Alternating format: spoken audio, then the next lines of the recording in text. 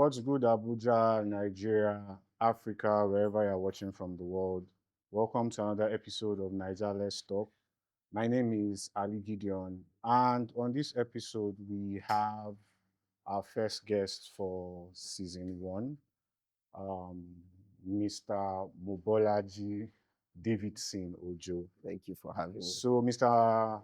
Davidson is a lawyer and a clarity coach. He's a founder of Clarity Hub and a co-founder of Davidson and Partners. He's a husband and a loving father of two children. So let's get into what we have today. Electricity supply across That Nigeria. gunmen ambushed The vehicles. spokesperson for the security force. The federal government has just scrapped 5%. Naija, let's talk. On social media, particularly in my generation, there is a whole lot of conversations around men being polygamous in nature. Yeah. So there are a lot of angles people have these conversations from. Some people have it from the angle of innate nature. And ironically, this has been propagated by culture, even the pulpits, the church, Islam, so religion, culture, and just secular thinking. And it brings a lot of debates because, particularly for Gen Zs and this generation, you are seeing a whole lot of fight back. So that if you are saying a man is built this way, then a woman too should be able to revenge. So I don't want us to dance around. I think I want us to just take it bit by bit and then end with religion. Okay. So I think I want us to first of all start with nature. There are too many conversations about how a man can love a woman and still cheat on the woman, marriage or secular dating. So what is your position about the idea? Particularly, I think we should start with that particular notion. Is it possible for a man to love a woman without any religious, background, like just loving a woman? How possible is it for that man to have whether emotional or sexual relationship with another woman and not feel any type of guilt? Because I think the boldness behind that assertion is what makes it rather controversial. If a woman sleeps with someone else, it's a thing. We make a whole mess out of it, and we have even normalized the idea that men don't forgive cheating. I think that's another conversation on its own. But I think we should start from what is your position or what is the logic behind men being innately polygamous? Okay, thank you very much. First of all, I want to establish some things. Okay. There is a difference between having a polygamous relationship and having a fling with someone, like cheating on it. It's looking at it from a man's perspective. As a man, having a relationship or an affair with a woman while you're married. And the difference is purely one thing: commitment. In a polygamous relationship, a man is married to more than one wife. Yeah. So he's committed to his multiple wives, right? If it's, let's say in this context, he has 3 wives, he's committed to them. It's different from when a man is having an affair with a woman. There's really not, you can't really call that a commitment because, one, they only have proposed times of meeting. They don't live together.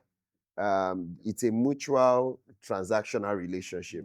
Oh, maybe you offer me sex and in return I offer you money or offer you anything you need that makes you comfortable. So the expectations are different. It's not as high as a relationship that is polygamous, where a woman is married to a man, even if there are more than one. So I needed to establish that. Now, to your question, which I think you're asking, are men polygamous in nature? Is right? the argument Yes. Is the argument valid, or is that position valid? So the question is, and it's a counter question. I know we say in Nigeria that we like to answer question with question, yeah. but it's a counter question to say, can a man have the capacity to love more than one woman equally without any form of bias, to provide, to be available, emotionally available? Because it's one thing to say I love someone, it's another thing to back it up with the emotional availability and commitment. Can a man fully say that he can provide that for more than one woman? it's a question I would say we should be very careful to critically think about it, because I don't want to put on my religious cap here and put up my moralistic cap. I want to think about it objectively and critically. If I was to provide an answer to that, I would say it's a very Herculean task. It's a very difficult one, and it takes a lot of exceptionality to be able to provide equal commitment, emotional commitment to a woman, because I'm married and it's a full-time job loving one woman. Sometimes I wonder how Solomon did it in the Bible, because that guy. But so, hold on a minute. Yes. Sorry to cut you short there. Yes. So I think the real question now is, within the context of your question, Yes. what do we now define love as? Because there's the religious definition of love. There's the physiological, emotional side behind Yes. it. I mean, hormones and all of Yes. that. And there's what people just assume to be love. Yes. So when you're talking about a man's ability or inability to be emotionally available for either the person is dating, married, Yes. whatever the context, Yes. what do you define love as? So I cannot, well, I'll have to give reference, and I don't want it to sound religious, but I think the Bible has been able to, it's one of the books, because I read a couple of books, and I think it's one of the books that has been able to quite adequately capture what love is in the context of 1 Corinthians 13. But let me just extract from that. I won't directly reference to it. But I would say, in my understanding and definition, that love is the absolute commitment, absolute trust and devotion to a person, regardless of any form of condition whatsoever. What do I mean? Love is not transactional. When you say you love someone, and the typical explanation or expression of this is the love between a mother and a child, or the relationship between a mother and a child. Now, a mother is committed to her child regardless of whatever the child is to her. Yes, what will help their interaction is, as the child grows up, he's obedient, he's respectful to his mom, but that does not determine the mother's emotional availability to the child, commitment to the child. Even if the child is a thief, yes, she might not be proud of it, but she won't kill the child. She won't deny the child. She might be angry with the child, but she will not kill the child. Right? So in its truest form, love is an unconditional commitment, an unconditional loyalty and trust you give to someone, regardless of who they are. Now, there's also a responsibility on the other end that helps nurture it, but in its raw form. And that is why in our generation, what we call love is not really love.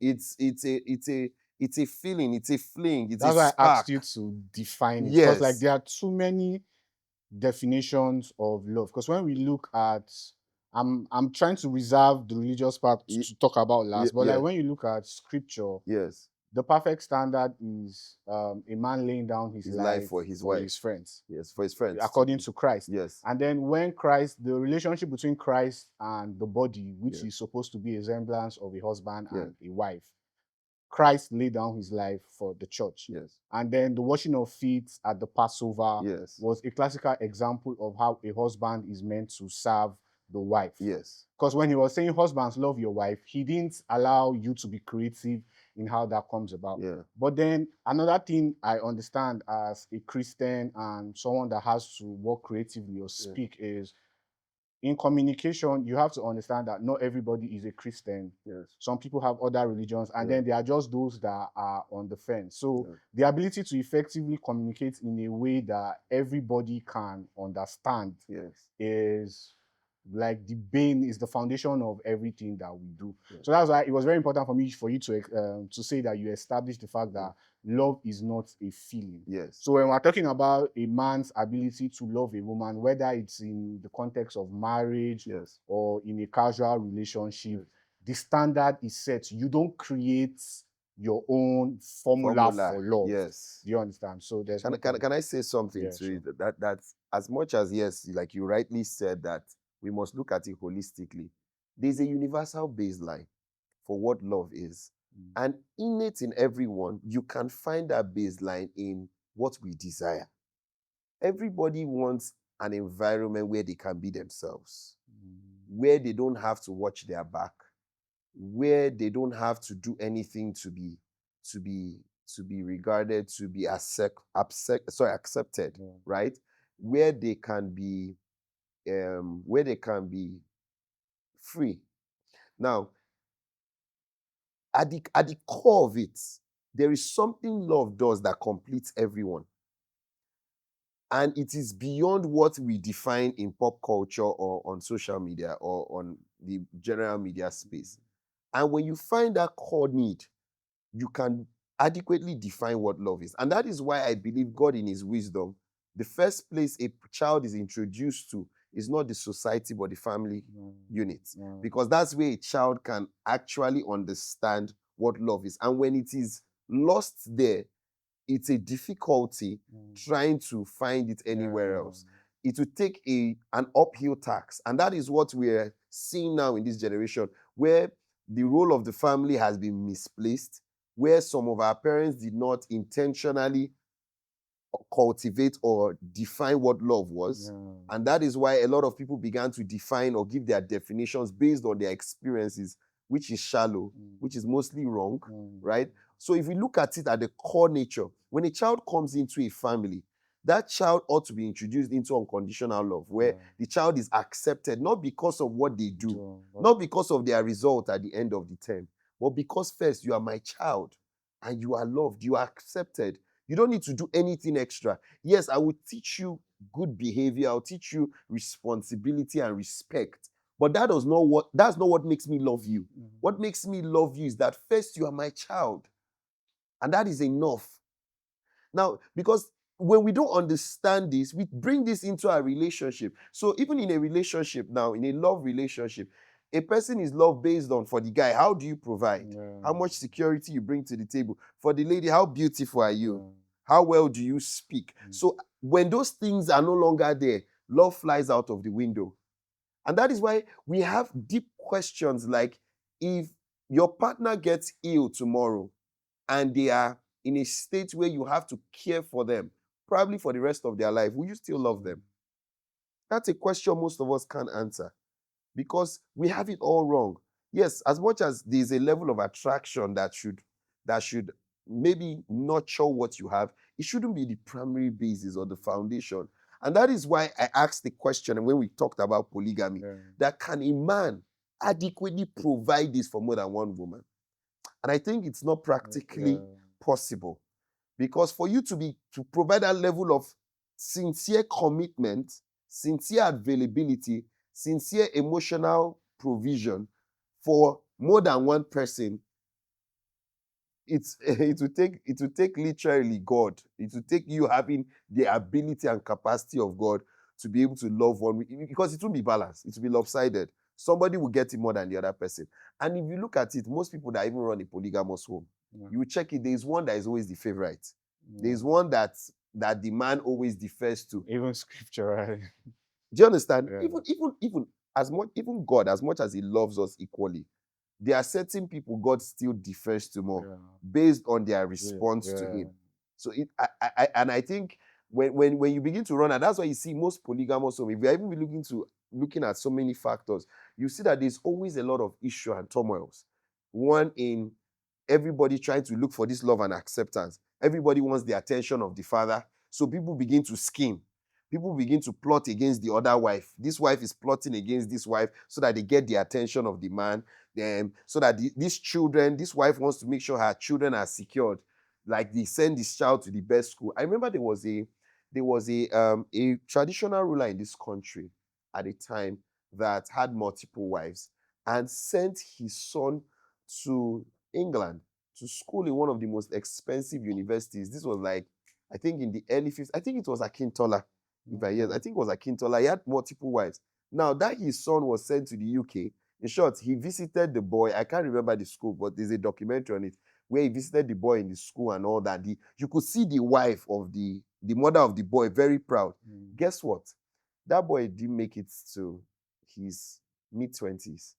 He died. And how did he die? In short, you will know that there was some Yeah. like juju hand in it, like mystical hand, because he came back to Nigeria for holiday and he was driving and he had an accident that didn't make sense. Now, if you look at it, I'm sure probably I'm just, it's my subjective opinion. You don't have to take my word for it. But I'm sure one wife was probably jealous that why is it this one that they sent to UK and not my child? Okay, now let's see what will happen. And then the innocent boy comes back for holiday and he's driving and has a crash. And now his life was cut short. That death would have been avoided if his father probably had a monogamous relationship where his mother, because will his mother now be envious of his siblings? Like his siblings that she gave birth to. Do you understand? So these are the factors we need to pay attention to, because most times when you look at it, I think most times it's selfish, really. And yes, some people want to legitimize their desire, sexual desire, by bringing in a woman into the house and say, okay, at least let them not say I'm cheating outside. I'm marrying her officially. But the question is, can you provide the needed emotional, because it's not just financial. Yes, you might have the financial means. A lot of men have financial means to cater for their wives. I know, sure, there are some religions that say you should build separate houses for them and all that. There are men that can do that. But we're talking about the emotional presence. In short, if you have 4 kids, like I have 2 kids, I know how much it is to be emotionally available for each of them. I have a daughter. My daughter's emotional needs is way more than my son's emotional needs. And there are times that they are competing for me. There are times my daughter is saying, I want, like she sits on my lap and my son wants to also get my attention. And then they are fighting amongst themselves. And I'm trying to balance it. I say, okay, I'm going to talk to this, but I'm going to spend time with this person. I'm going to spend time with you. Now imagine I have 10 children all asking for that. So that's why you see some men just run out of the house, and it's a crazy thing. So in the 21st century, Yes. I studied culture a bit, and this topic is largely Nigeria, Africa culture, the polygamous nature. Our generation is being shaped by influencers and media. So over time, culture used to be what the wisest men in a particular geographic location come together and set tradition and rules that they believe is the most effective for living, in all aspects of life. But I think our own generation now, I discover most people learn from just watching successful people. And that's why the branding, the brand partnership, the influencing market is probably one of the biggest that we have when you talk about media agency in Nigeria and Africa today. There has been too much talk on how women are more or less objects that your money obtains for you. And that has largely been combined with the idea that, okay, I mean, our father has had multiple wives. And this whole polygamy thing is, I don't think we realize how deep it is. Or I think for an average person above 45, 50, they don't know how much young people's mindsets on these conversations have deteriorated.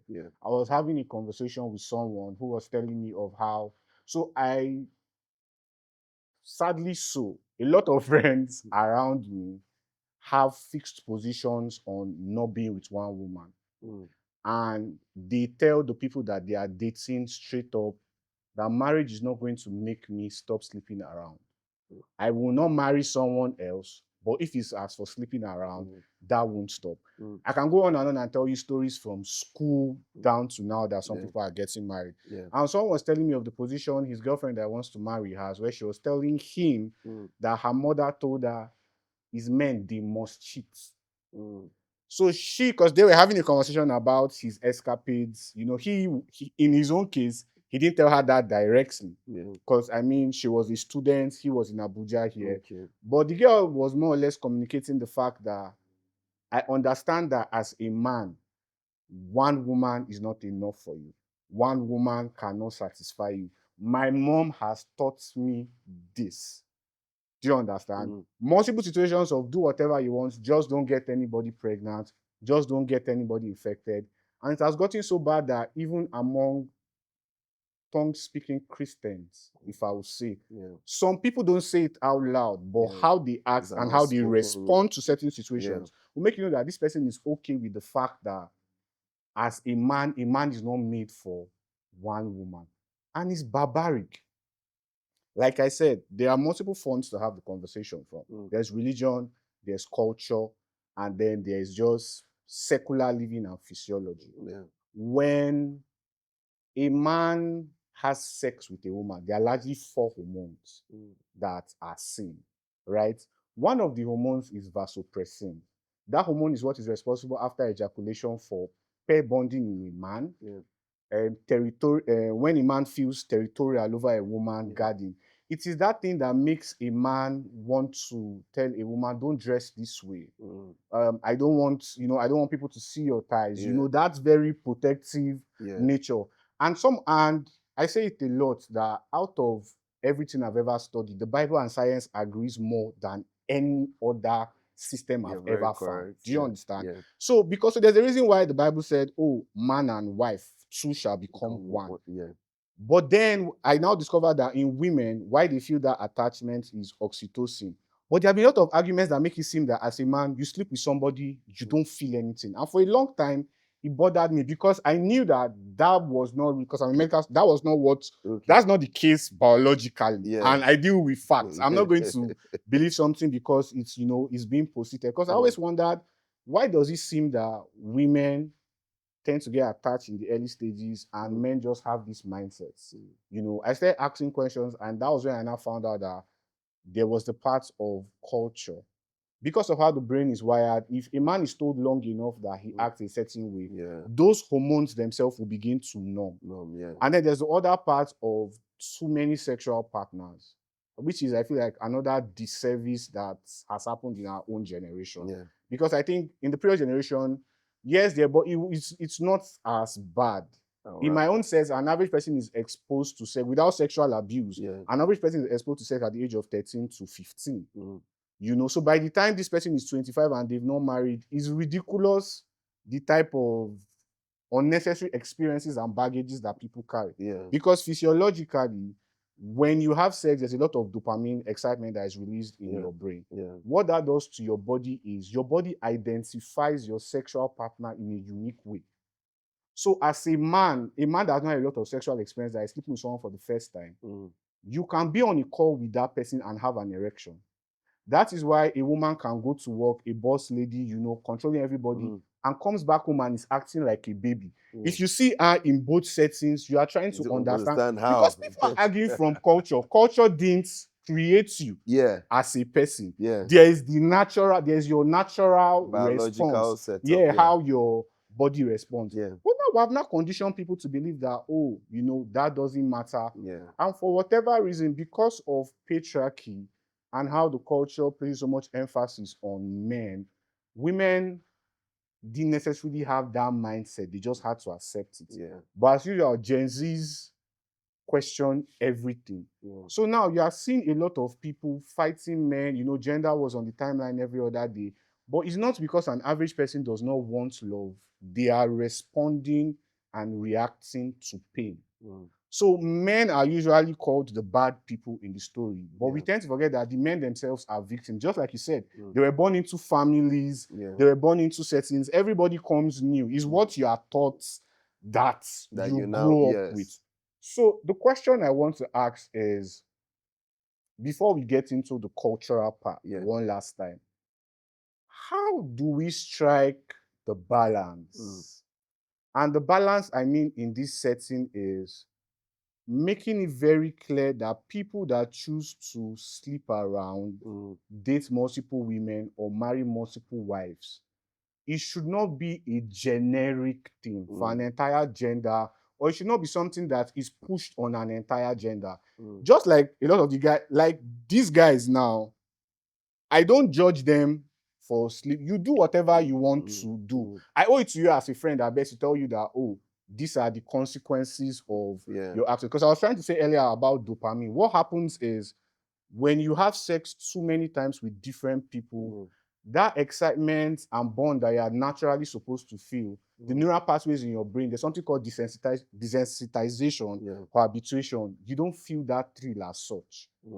So you can sleep with somebody and actually not feel it as intense as you should. So in itself, the lesser sexual partners you have, or the less sexual partners you have, the better your chance of pair bonding and having, I don't want to use the word an effective relationship or marriage, because that's not the only factor. But I mean, even when you study from the angle of divorce and marriages, people that had less body counts tend to have less divorce. And that's not my statement. Data backs it up. So like, I really want us to jump to culture and religion so we don't spend too much time on this. Can I speak to some of the things you've said? And it's very instructive. In short, thank you, I've been educated. And I was just wondering that, wow, this information you have, how did you go about it? And you now mentioned that you have a medical background. So thank you for that. I wanted to say two things. One, if you look at it, and I like to critically think a lot. And critical thinking, it means you have to ask a lot of questions. What will make someone want or desire to have multiple partners and be okay with it? And one of the things I've been able to see deductively by just analyzing and reading and interacting with people is that at the core of it, a lot of people that have this struggle are empty, or they are trying to fill a void in their life. Probably a couple of them, if you date back, because most of us that have issues or flaws, they are unresolved issues that we've had from childhood. Trauma has broken. Exactly. Maybe what some of these people didn't have love growing up, they didn't have presence. They sought for acceptance. Now, that sense of seeking multiple sexual partners is their own way of trying to fill that void, because it gives them a sense of relief. It gives them a sense of acceptance, and it gives them a sense of I'm trying to look for the right word that defines it. But this, this sense of mastery that you feel, oh, I'm good at this, so I just want to keep indulging, right? And that is why it's the same thing that drives people into drugs. The same thing that drives people into all those vices that become addictive, right? So if we can solve that problem, and if you look at it, that's why you see the family unit is very important. Let's even look at it. Let's even look at the background. Where did polygamy come from? Let's even look at it. It was majorly as a result of economic interests. One, farming was a big deal. Thank you. I don't think a lot of people. Yes, God bless you. Farming was people a don't big read. deal. People really like don't. Back then, right? Yes. And because of the large space of farmlands that our fathers had, wives and they children. needed to marry multiple wives so that they had multiple children to farm those lands. You're the first person I'm ever hearing in my life. In short, it happened in my family because my grandfather was an educated man, but his younger brother was not educated, and his younger brother stayed back. My grandfather left the village, went to Ibadan. He was the first black principal of Wesley College. So he was educated. He married one wife. But his younger brother married multiple wives because he stayed back in the village and he was the one managing the family lands. So his primary reason was, I need a lot of children that will farm those lands. Yes. So he married a lot of wives. Primarily because, and he was a very wealthy man because of that. Labor. You wouldn't have to understand? have You don't have, so it was very convenient. And right, so that was one. Two was that also dating back, there were wars. And men used to go a lot to wars, and men were dying. Mortality rate was high. So there were a lot of women. There were fewer men and a lot of women. So those men had to marry those women and to produce more children to recoup and replace the people that were lost, so that they could also have a good number to fight their wars. Because when time for war came and you had the number was a huge big deal. The number of people. So men had to marry a lot of wives and have a lot of children, so that when time for war came, they could have people to fight those wars for them, and then they could have people to farm their lands. So it was majorly for economic reasons at the time. Women were not educated. Women were not allowed to study and read as we have it now. And then, so when you look at, and there were no multiple professions and money-making ventures like we have now. So we must begin to look at the sector, because now if we are to look at culture does not even support polygamy as it is now. Because now we have multiple streams of income. You don't need to, in short, the more kids you have, the more economic strain you have on yourself. So it's not even wise to have a lot of children if you cannot cater for them, right? So if we have to look at the background, we have to understand why our fathers married multiple wives, why we even had multiple wives in the Bible. Because some people say, but why did God not complain and allow people to have multiple wives? You have to look at the culture they lived in at the time. Because people tend to mix, in reading the Bible, particularly the Old Yes. Testament, I realize people are never able to separate the culture of the Jews Yes. or other people Yes. from the actual heart and will of God. Yes. If you are not able to read the Bible and from those separate lenses, Yes. you always get a lot of things wrong. And you know one thing? God is so loving that God will always meet you where you are. Yes. Doesn't mean he approves what you it, do. yeah. But People just like a don't- loving father that wants to bond with his child.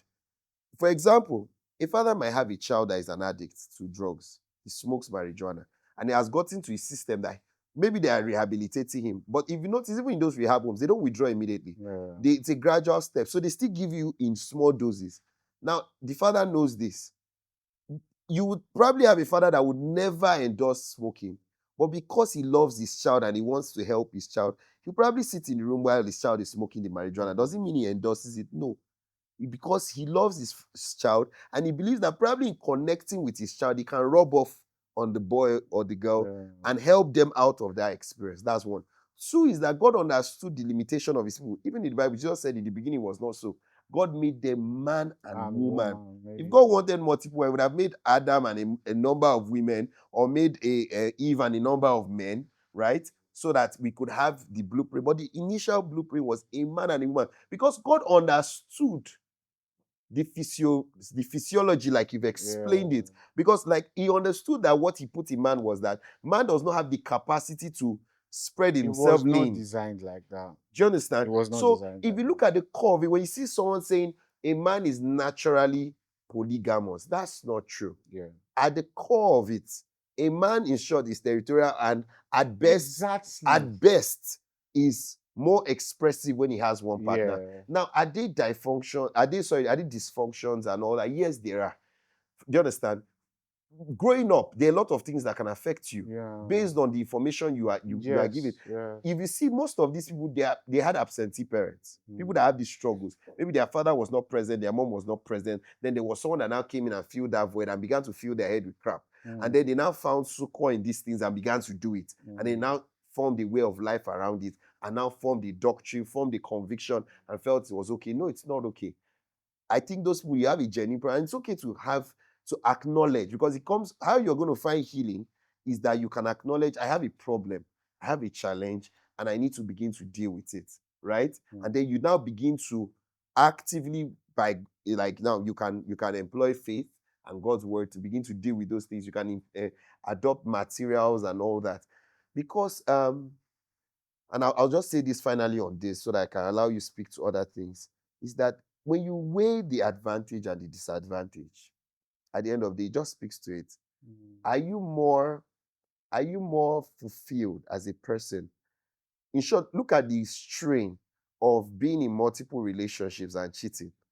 Like you okay, now maybe even your wife has accepted it. Your side chick probably will not know you have another side chick.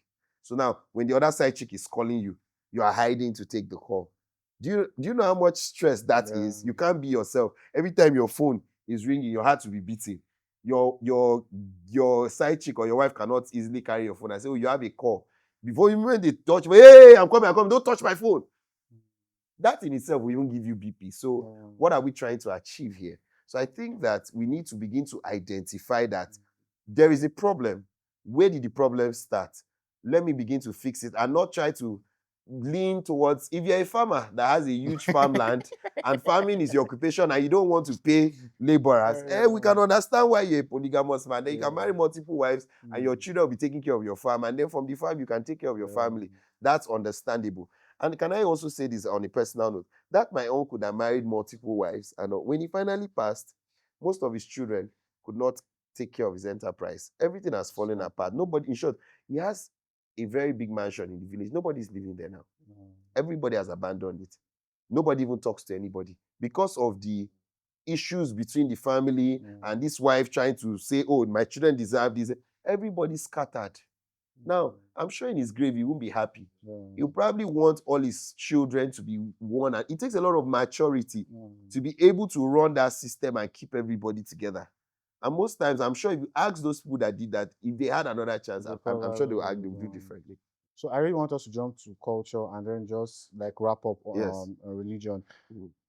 I think one thing we can both agree on is the fact that naturally as men, Yeah. you made a statement, polygamy at the core Yes. is wrong. Yeah. Do you understand? Because this is a construct, biology does not support it. Yeah. Religion has not been able to, the people that propagate it religiously have not been able to effectively defend it. And the Bible clearly defines that Yes. it is a man and a woman. Yes, and science and the Bible agree Yes. on this note. Yes. So moving to culture, because you're already touching culture. Yeah. The comedian Oke Bakassi on Honest Bunch podcast, this was maybe a year or two ago, touched on culture and he made emphasis on this same polygamy that we're talking about. Yeah. His argument was the fact that in their days, and a lot of Igbo people tend to bring this argument a lot. Mm. There are two of them. One of them is the fact that religion or Christianity as we know it was imported by the white people. Do you understand? You're smiling because it sounds dumb, but Yeah. I'm telling you, there are a lot. I schooled in the East, I schooled in Enugu, and it's amazing the number of people that not only believe this, but built ideologies, how they live their life around it. And he went on and on to give arguments about how polygamy, like then you had more peaceful marriages, a lot of talk and all of that. So the argument of peaceful marriages, that's even a different topic. I don't even want to get into that and touch that because I believe that the generation of our parents, what they had was marriages that don't break. Out of 10, if a trumpet is to be blown now, God or whatever comes and says, you know what, everybody, half time, if you want to remain with this person, no problem. If you want to go, it's not a sin. I can argue that 95% of those I wouldn't even go as far as that, but I know that 60 to 70% they endure their marriage. We had our first episode on this was intergenerational trauma. Yeah. And we're talking about how there was a lot of dysfunction in generation of our parents. Yeah. And it was those dysfunctions that was passed to us that we have modified that causes a whole lot of problems that we see. Yeah. People are never able to separate, long-term marriages and actual happy marriages, like he talked about your home. So when he said that, I've had a lot of questions about the Igbo culture, how they think and all of that. So I started studying. What I found out is an average Igbo person is, particularly the men, they are never allowed to be nurtured under their mothers long enough. So an average Igbo guy from the age of 13, 14, 15 is already thinking for himself and is already put under pressure to start thinking of how to make money and get established. And silently, whether they want to accept it or not, you do not have value or respect as an Igbo man without money. Crazy. So they build their entire identity around it. So an average Igbo guy from 13, 14, I mean, you are still collecting pocket money, just trying to pass your courses, and there's your classmates at 17 that already has 3 keke on the road, has a shop, is still coming to class, and you're trying to, what? People tend to praise them, enterprising, and that's beautiful because of how successful they are in business. But then I found out that the side effect was the pain they go through to get that money. When they now get it, women, marriages, and all of that, is they see it as something that their money bought. Yes, like so that's why an average Igbo man loves his daughter more than any other person in the world. So we even argue, they even go as far as arguing things like, an Igbo woman, an Igbo man is going to wear short sneaker and t-shirts and, his wife will be these things have been taught on pulpits, for God's sake. And the question is, there's a lot of cause and effect. If people are practicing a particular line of theory, how does this affect an Igbo man in himself? How does an Igbo man see women? How does an Igbo man see people? How does an Igbo man see himself? Why will an Igbo man feel suspicious of you if as a man you are showing him care? Like an Igbo man, you have an Igbo friend that is having an issue and you tell him, oh, okay, bro, no problem. You send him ₦1 million. and you say, oh, I'll pay back. You say, no, it's not payback. I know you're in trouble. I need it. He begins to suspect you because there's nowhere in his history where, just like you talk about unconditional love, he has seen this. So our culture, I mean, in the North is common because you can't really separate, it's hard to separate the core North and Islam. A large majority of them are Muslims, right? So I've had a conversation with a couple of people, and I think in that conversation, we were talking about how the idea that a man is a sole provider financially is flawed, particularly in the context of our generation. I believe that it is God's will for a man to provide. But just like everything in the Christian journey, you grow in stages and levels. So if you continue to put pressure on men and say they have to provide totally, you only keep having the type of low number of marriages we're having. And when people eventually make money, they will not be able to commit in the way they are supposed to commit because you've made it a commercial venture. And transaction. But right back down to culture, for my generation, yes, we are drifting away from culture, but we also tend to mix new information with where we're coming from. How do we separate ourselves from some of these notions? I come from, I'm an Idoma, but I come from Benue State. Where I come from, it is assumed that as an Idoma man, you must have one of three. You must be a drunkard, a womanizer, or you wouldn't, Idoma men don't take care of their wives. So I think for me, when I started studying culture, I had to look at the things that are common traits of people that where I came from, and I had to protect myself, build systems around it, and be intentional. But an average, just like I talk about critical thinking, an average young man in Nigeria today really doesn't, once it's not about money, we don't tend to want to just learn and develop ourselves all around that. For my generation, how do we draw the line between what culture has taught us about our nature as being polygamous and marriage within this context? Thank you very much. I think it's a very robust conversation that we probably might not have the time to properly, critically analyze it, but we'll attempt within this short time. Firstly, I would say you have to place culture side by side with something superior, a superior belief system that is beyond you, that has stood the test of time. And for someone like me, it's my faith in God, my faith in scriptures, in the Bible, my faith in Jesus Christ, to be precise. And for me, it is a standard procedure I operate with, that anything when it comes to culture, place side by side. I know you said you want to leave religion to the end, but I just want to touch on this. Anything placed side by side with God's word that does not agree, then that culture has to step down for God's word to take superiority. Now, another thing I want to say is that when we look at culture within the context of most of our African traditions, we would see that within the context of marriage, women in our father's time, our great-grandfather's time, were subjugated. They were seen as chattels. They were not educated. They were not enlightened. And those that were enlightened were hushed. In short, they were seen as taboos of the society. Don't hang around that woman. She will spoil you. She will do that. So you understand? She's too vocal and all. In short, I think I would really give kudos to people like Ransom Kuti. I'm sorry, what they call it, Fumilayo Kuti, that was very vocal in those. And you see the kind of resistance she experienced as a woman that was speaking up for other women and on national issues. So coming to this, you would see that it's not practicable to adopt a lot of those cultures now, because women are more enlightened, women are educated, women have their money. Then most women didn't have their money. They relied on their father's money or their husband's money, right? So women are enlightened, women have their own money, women are educated, women think for themselves, women have their voice. So you can't begin to bring those ideologies and enforce them on the generation that we are in now. So even the culture of our generation has changed.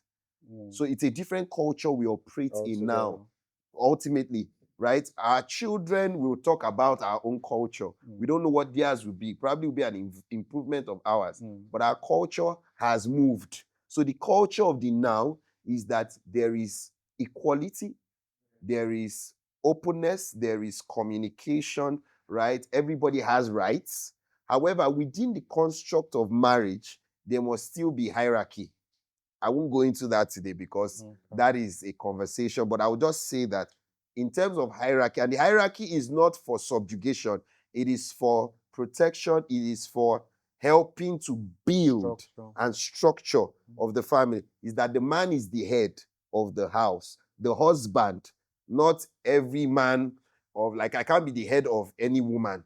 I'm the head of my wife, right? And the reason for my headship is that I'm giving strength to provide for my home, to bring for my home, that my wife will nurture it. Now, yes, there's also the place that where my wife is to provide in her own way, but my wife's money is not primarily what my family should rely on. But I don't want to veer off from what you were saying. Now, I'm just speaking to culture so that we understand the culture we're in. Now, coming to the culture of the now, looking at what you were saying, is that we must begin to critically ask ourselves certain questions. And what is that? What is expected of me as a man in this culture? What is expected of a woman? And how can I begin to work within that framework to sustain the family units? Because if you look at all these conversations, the attack is primarily on something, the family. Because it's from the family. The quality of society we will have is largely dependent on the quality of the family unit. Making reference to what you were saying about the average Igbo child, or even the child in the corner, is that this dysfunction comes from these ideologies that are primarily entrenched in the family. That, oh, the boy looking at the South is expected that, oh, okay, at this age, you must begin to go and look for money. So there's no proper time to mold him. There's no proper time for the mother to nurture him, for him to also look and respect, okay, how is a woman treated in the house? How is a man also to provide? How do we support one another? How do we grow from there? How do we... And then there's another thing we do in our African tradition where, as men, you are not allowed to be weak. You're not allowed to be vulnerable. There's no place for that. You hide that. And that is why even in our culture or our space, we don't talk about vulnerability. We don't talk about our current struggles. We only talk about the past one we've overcome. So you see someone saying, oh, 3 years ago I struggled with this, but I'm fine now. We can share that. But what are you struggling with now? You rarely see people talk about that because it's frowned at. And it's frowned at because we don't allow people see that from the home. I remember one time, that was a few years ago, I traveled for a friend's wedding and I got stranded. I was expecting some money, didn't come in, so I didn't have money. And I was his best man. So after the wedding, he had lodged me in the hotel and all. We're supposed to leave the next day. I didn't have transport. I came with my son. My son was his little groom and all that. So I came with my son and it was the next day we were to leave. And I didn't have money for us. And we flew to his wedding. Well, I didn't even have transport, even to take bus back. And at some point, I felt so sad. I broke down. I was talking to him because I came to that point where I was coming to the point where I needed to ask him for money. And I began to cry. I was like, I'm supposed to be your best man. I'm supposed to be the one giving you. But look at where I'm at. I know what that feels like. And then my son was in the room and he was like, stop crying. Your son is looking at you. And I was like, no. I want him to see that it's okay sometimes as a man to be stranded and to be stuck. He's also going to see his dad evolve and come out of this and win this circumstance. But so that when he goes through his own, he can be vulnerable. He can feel safe, because this is what now we as men, what we do is that we have a corner. I know this is not a men's conversation, but it's mostly men that propagate this polygamy. So I need to talk about, because these are some of the root causes, is that a man will be going through his struggles. He would rather go and drink it away, or mostly go to his guys outside and probably, if he can, cry to them, and they will give him wrong advice. They don't cry, just make jest. They'll make jest and they'll give him, you understand? And then he now brings this ideology and he begins to perpetrate in the house. And one of the ways to burn out this steam is to probably transfer aggression. Yeah, transfer aggression, or take a girl out and sleep with her. So at the core thing, we need to begin to look at what are the factors influencing this polygamy. One, we've been able to establish trauma from the house. Some is also negligence in terms of over expectation of what is expected of a man. Do you understand? The wrong expectations. Not being able to define who a man should be, or what a man should be in society. And I even think too, and I'm not trading blame, is that also this is also perpetrated from the other gender, the women, right? I think that a woman is primarily created. I'm not saying it's an excuse for a man to cheat, but there's an environment you can also create that makes it difficult for a man to cheat, even if he wants to. A woman is primarily a nurturer. She nurtures. And a woman is, it's her gift, it's her superpower. A man cannot nurture as much as a woman. That is why the child will always have a bond to his mom. Because a woman will naturally be able to, a woman has softness for a reason. A man is giving his strength to protect, to go out there to. A woman is giving her softness to nurture. And not just nurture her children, but nurture her husband. So there is a boy in every man that wants to come out and play. Most of the time, we bury the boy. And that is what the side chicks know how to fan out. The side chicks know how to fan the boy and nurture him out from time to time. The side chick will say, man, okay, let me give you a typical example. You will see a man of 60 be having a side chick of 23. And then he comes and say, oh, daddy, hi, you come, let me just come here. You know you had a hard day at work or something. Just come. How is it? And then if he begins to rub his head, this 60-year-old man with his pot belly will be doing like a oh my God, stop it. And you're like, what? This is somebody in the office. This is somebody's father that they cannot even look at his face. But a 23-year-old girl is rubbing his head. What is she doing? She has understood the power, the superpower of nurturing. But most times that man will come home to his own wife and she'll be like, what this thing, you sent me 5,000 naira. Is that what your mates are supposed to be? So the man automatically, his defense is up. So he feels he's coming back to another man. And normally he will resist another man like him because man is naturally territorial. Man wants to come into a place where he is treated as king.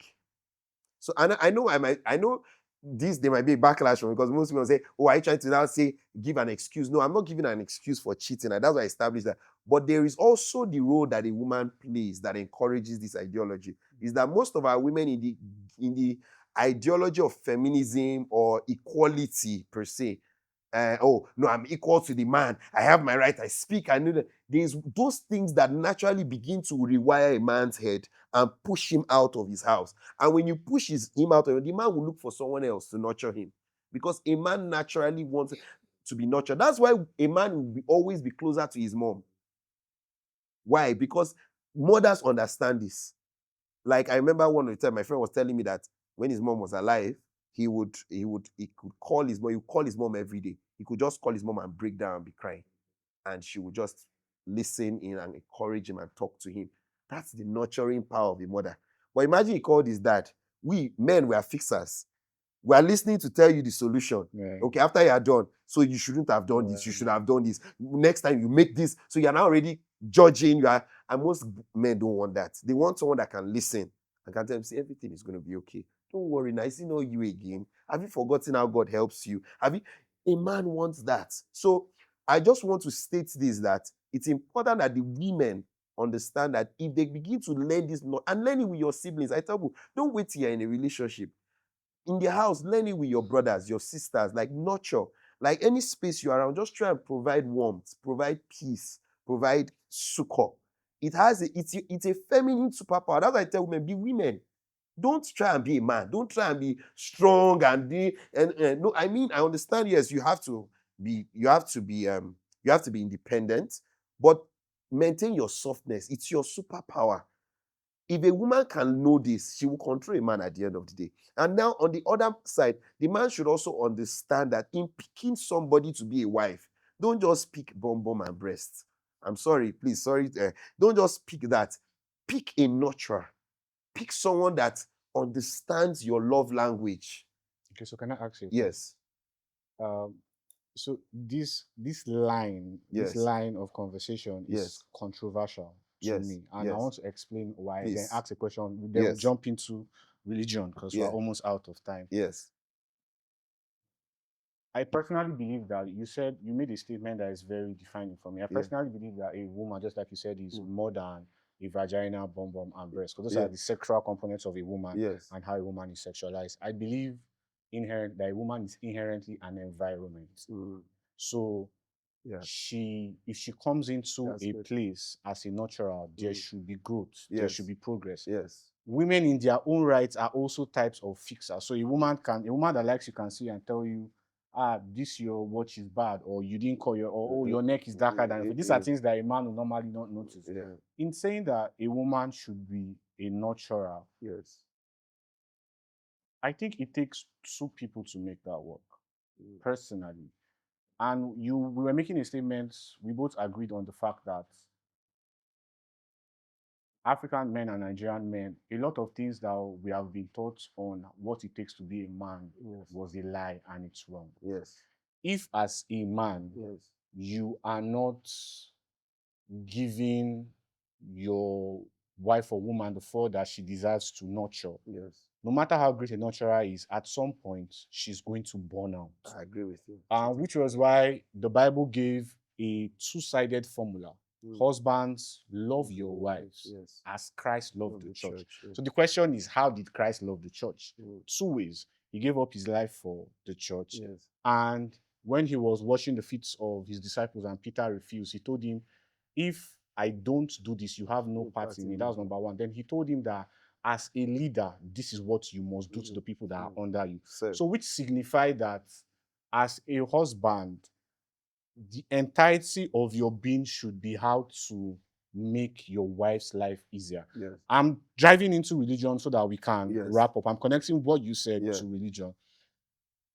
I remember a lot the of controversy. Men, I wanted to point out. So the controversy is,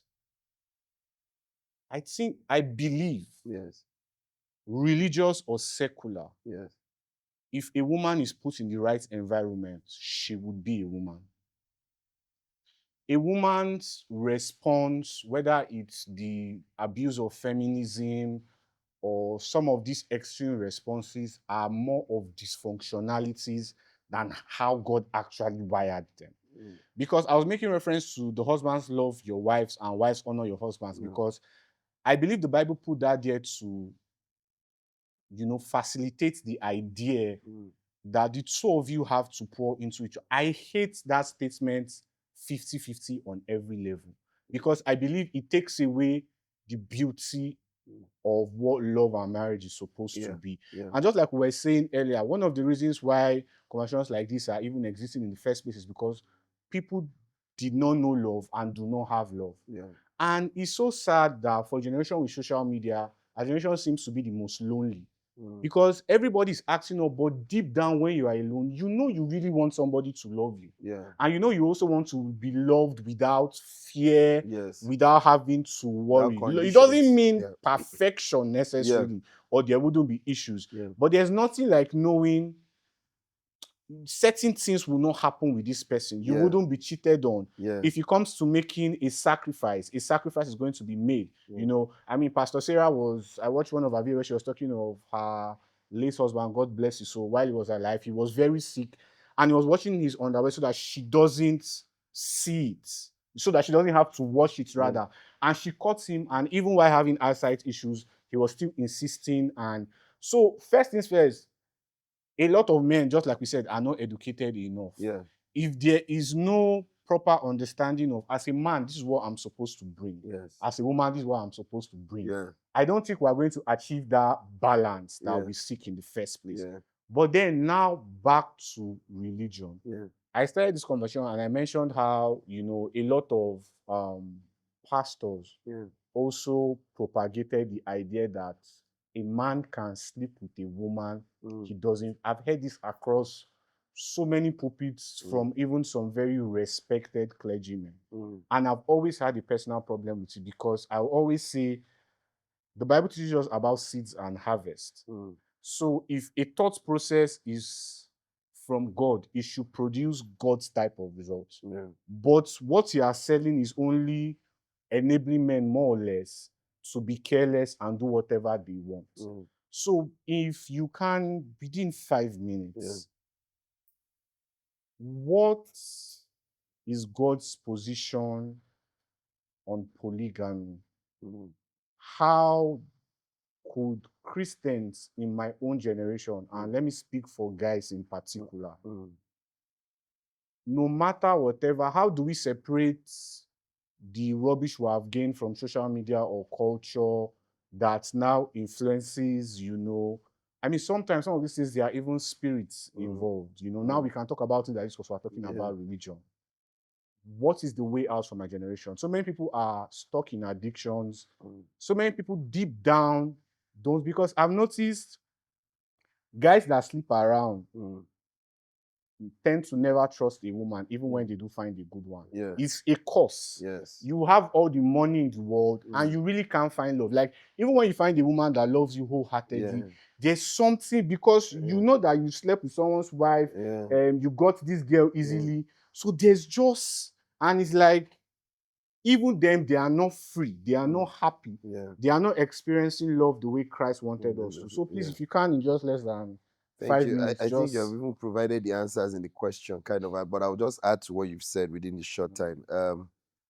Like you clearly said, there was a time that Christ was admonishing the Pharisees and the Sadducees and saying divorce was never in the plan of God, because in the beginning he didn't make it so. He made man and woman. So first, that suggests that God, made man and woman. I said the two will now become one flesh. So the two. So he didn't say the three. He didn't say the five. He didn't say the seven. He said the two. That means one and one becomes two, becomes one. So that means a man and a woman becomes one. So God, from his initial design, was a monogamy, like a man and a woman in a marriage. Because he also understands, like you've even given us the medical background, and there is even still more to be discovered. But also God understood that even in walking in love, that the best way to exemplify it is towards one person. That is the best way you can capture it. Now, there's a responsibility on the man as well as the woman. And that responsibility of the man is to provide leadership and is to love, because loving is leadership, like being selfless. What is love? The Bible tells love is kind, love does not keep record of wrong. It tells us all those things. It's a responsibility. It's a choice. It's choosing to die to yourself every single day. So he gives man that charge to take the charge first to love. Then he tells the woman to submit. Now, I would say this, that yes, if you create an environment, a woman will naturally nurture, but there are still exceptions. There are still women that I know of personally. They created all the environment, but they didn't nurture. They were either lazy, they were ignorant, they were entitled. I don't know if you understand me. And in doing this, eventually, it affected the marriage. That you saw a man bringing everything to the table, bringing the supply, bringing the money, bringing the presence. But he had a woman that was either ignorant because she was not properly brought up, entitled, right, or stubborn. And then eventually that broke the home down. Now, there are spiritual indices to this too, because like I said, the family unit is the strongest unit. And if you can affect the family, you can affect the society. They ran a study that most of the black men in prison in the US were people that didn't have a father figure because the father was not there. So you can imagine that Satan is, I'm saying this to say that the devil, in quote, because he exists, doesn't want the family to function. And the family is held by the man and the woman, the father and the mother of the house. So if he can bring a crack there, then the children will be affected. So if people begin to understand the spiritual side, like I had a friend yesterday that sent me a message. This is a very loving couple. They're supposed to be 3 years this year. I always look at their status. She was my friend in school, in NYC and all that. And she just sent me a message yesterday that, please, do you handle divorce cases? And I'm like, okay, yes. What's going on? And she's like, I want a divorce. And I'm like, you have a 2-year-old beautiful daughter. And I was shocked. And I'm like, what happened? She was like, I'll give you the gist later. But ultimately, she was like, she can't deal with this anymore. But from listening to her, I could tell that these are things that probably, if both of them are willing to talk it out, they can actually deal with these issues. But we have a generation that is not willing to talk. We rather chat through everything. We're not ready for real confrontations. We're not ready for deep relationships. And that is what pushes even people into polygamy, because it looks easier to just go for your body. Let's not deal with the emotional baggage we have. Let's not deal with the real issues. Let's not have the real conversations. And then let's just enjoy the surface and move on. But at the end, it has a long-lasting effect. So to answer your question in a nutshell, God's design for marriage is a man and a woman. Because through them, they can signify the relationship that Christ has for the church. That love relationship. The only symbol of God's love through Christ for the church is a marriage relationship, where a man lays down his life. There's a whole series on that, laying down your life. And then the woman in her own submits to the man. And in submitting, submitting our body, submitting our way. Both of them even both submit, Yeah. submitting everything, then they enjoy themselves. Let me also say this finally, because one of the things that people want to, why they get into polygamy is because of sexual satisfaction or desire. I believe that, because a friend was telling me, how can you be eating rice every day? You should eat ogbono, you should eat okra and all that. And I was telling her, I said, see, your partner has all this. Your partner can serve you okra today, serve you ogbono. If both of you are willing to communicate about your expectation and you are creative with yourselves, even on bed, like people should be able to communicate. And sex, as I've understood it, it's an act that you get better in. Yeah. It's not a one-off thing. It's an act that you keep improving on with your partner. You keep growing, you keep talking about it, you keep enjoying it. Like now, you can tell people, like couples that have stayed together, like committed and faithful, if you ask them, right, that worked on their relationship, you tell, if they told you the quality of their sex the first year can never be the same if they've been 10 years in marriage, like the 10th year.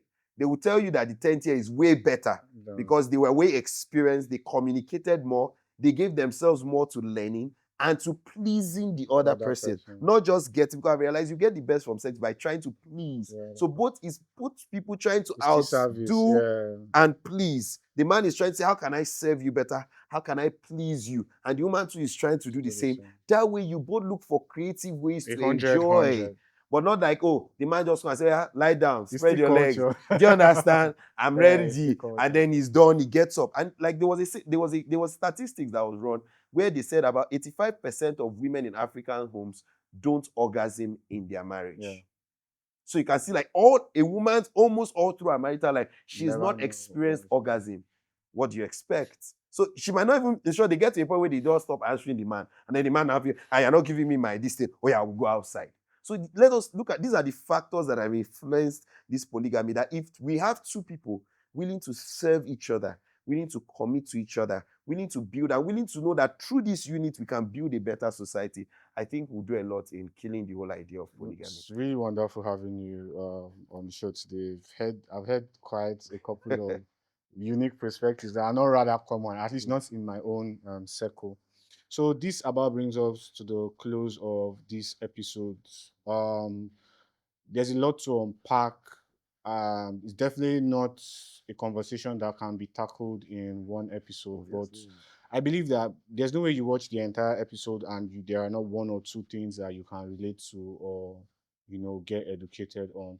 So thank you for sticking with us on this episode. It was so wonderful having you here in the studio. Thank you for having me. Once again, subscribe, like, comment. Let us know the personal experiences you've had concerning polygamy, or let us know your own position. Why should our generation practice polygamy? Is polygamy actually a conviction, or is just an excuse to sleep around? I'll see you next episode.